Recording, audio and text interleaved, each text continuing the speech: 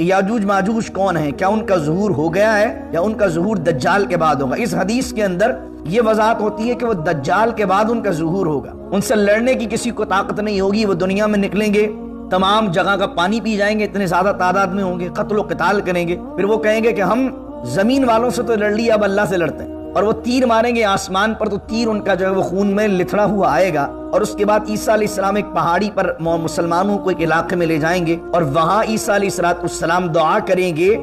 یاجوج ماجوج کی ہلاکت کی، تو اللہ تعالیٰ پھر یاجوج ماجوج کے گلوں میں کیڑے پیدا کرے گا، ایک وائرس پیدا کرے گا جس کو آپ وائرس کہہ لیں، ان کے گلوں میں کیڑے پڑیں گے اور اللہ تعالیٰ اس وائرس کی وجہ سے پوری قوم کو مار دے۔ تو حضرت عیسیٰ کی دعا پر اللہ رب العزت ان کے گلوں میں ایک ایسا وائرس بھیجے گا، ایک ایسے کیڑے پیدا ہو جائیں گے جو ان کی ہلاکت کا سبب بنیں گے۔